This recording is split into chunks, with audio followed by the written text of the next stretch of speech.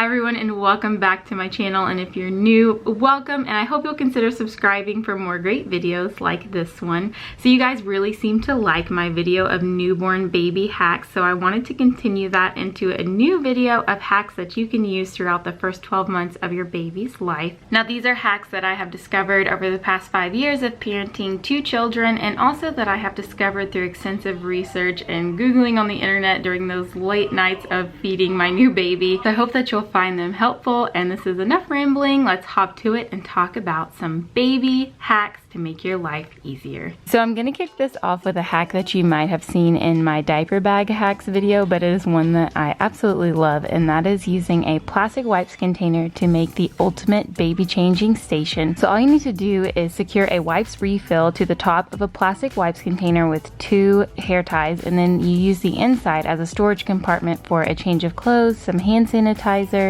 some diaper cream, and anything else that you might need while you're on the go. This is the ultimate changing kit. You can keep one in the back of everyone's car, you can give some to grandparents, you can easily fit it in a diaper bag. That way you just have a changing kit no matter where you are. You always have a backup and you're prepared. You can also take the same idea and convert it into a traveling snack box. So I like to put a few bars, a couple of pouches in the bottom of it as snacks for my kids, and then I keep the wipes in the top so it's easy cleanup before and after they eat. Another great idea if you travel a lot is to make a little first aid kit to keep in the back of your car or in your suitcase. You can put a thermometer, some Tylenol or other medications that your children might need, some teething support, and then of course you have the wipes as well in case you have any boo-boos or anything you need to clean up, and it just makes a great convenient place to keep everything together. Now if you are changing your baby on the go a lot, I highly recommend using the trunk or back of your car as a changing station. It is much more sanitary than those disgusting public changing tables.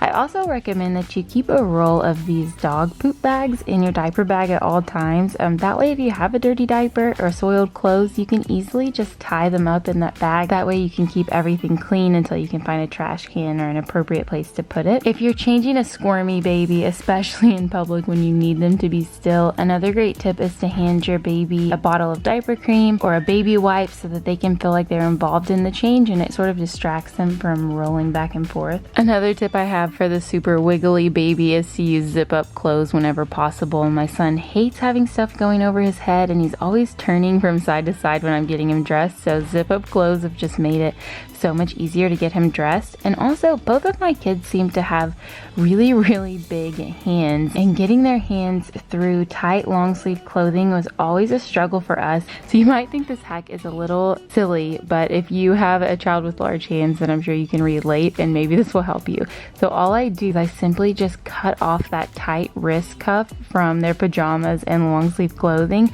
and it makes it so much easier to get their hands in so they don't fuss anymore. So that's all you need to do. Just cut that tight wrist cuff off, and then you won't be having so much of a struggle. Now I showed you in my newborn hacks video to use the sun as a magic stain remover, but I also have a recipe for you for a magic stain remover that works wonders for stains that get on baby clothes, and that is to use 2 parts peroxide, 1 part dish soap, and 1 part baking soda. Put it in a jar and shake it up so it mixes well, and then you can use just an old toothbrush or whatever you want to rub it onto the stains before you wash the clothes.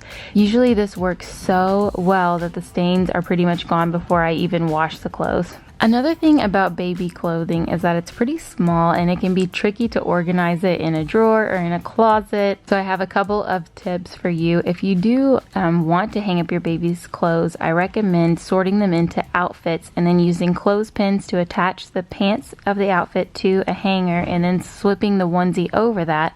And that way you can hang up the pants and the shirts together, and you can pull out a full outfit at one time so you're not trying to look around and match something up. Now if you are working more with drawers, I recommend going Marie Kondo on those clothes and rolling them or folding them into small rectangles, and then putting them into rows in the drawers, and that way you can see everything that you need. Now, if you plan on traveling with your baby, you may realize that their clothes can easily fill a suitcase. My hack for packing with a baby is to use gallon-sized Ziploc bags and to organize your clothes by the days of the week. Then you can compress the clothes down in these bags and they will take up much less space in your suitcase. I also highly recommend traveling with a pair of scissors, some tape, and a black trash bag. That way you can use these to make an impromptu blackout curtain should you end up in a hotel or be staying somewhere where there are bright windows.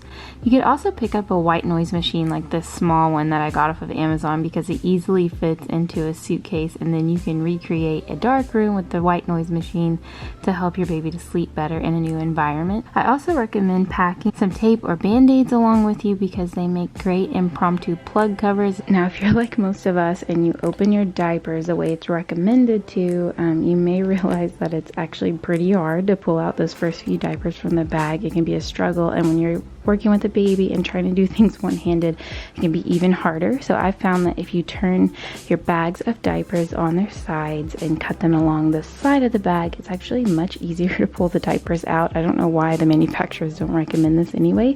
Then you can easily pull them out in stacks and you're not struggling even with one hand. If your baby requires a lot of late night diaper changes, then I highly recommend picking up one of these salt lamps or getting a red light bulb for your regular lamp. The red light has been shown to be the least stimulating to your baby, so it will provide you with enough light to change their diaper without waking them up. Now I wanted to move on to some hacks that will help you with your baby's okay for your child. Now, if your baby is going through some teething pain, I know that can be incredibly frustrating, so here's a couple of things that I've found to be helpful with that.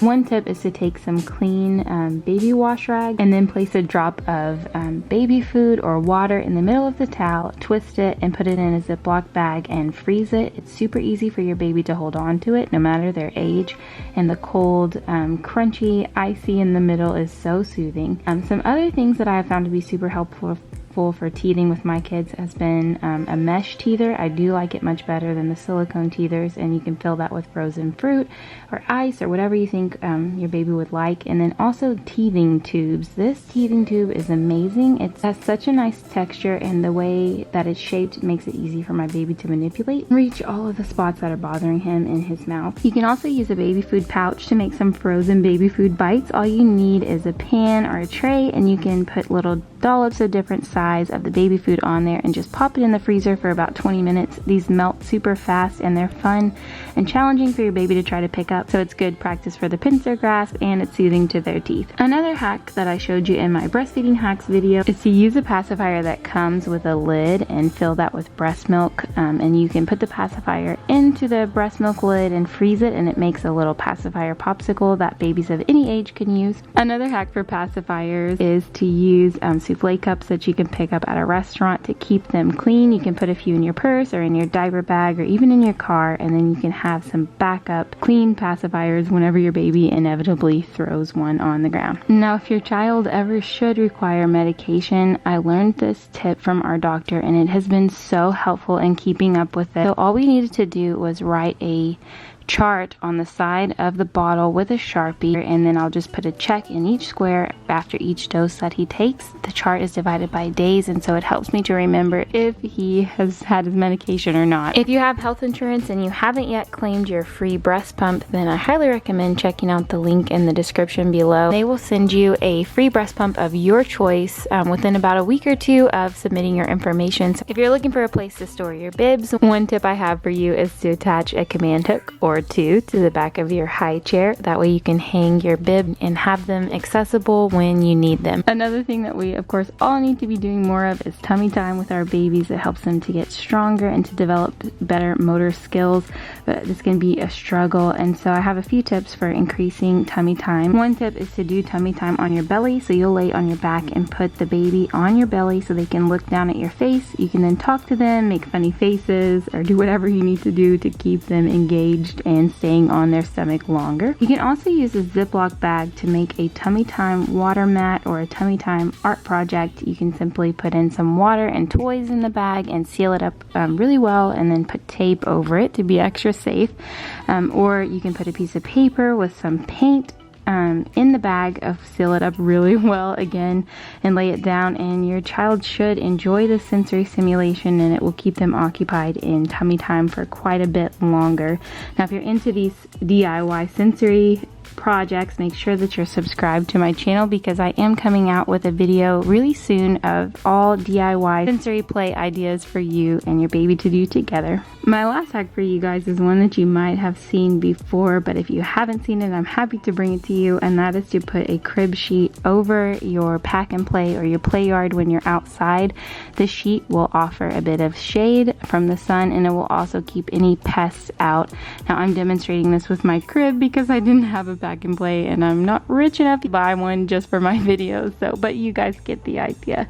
I'll put a picture here of exactly what it's supposed to look like. You can also flip this idea around and make a little DIY play yard using a bottom sheet. This is great for taking to the beach or for making a little safe and clean space for your baby to play if you're outside or you're at the park. So I hope you guys enjoyed this video. I hope you found some tips that will help you. If you have some more baby hacks, be sure to leave those in the comments below. And until next time, adios everybody.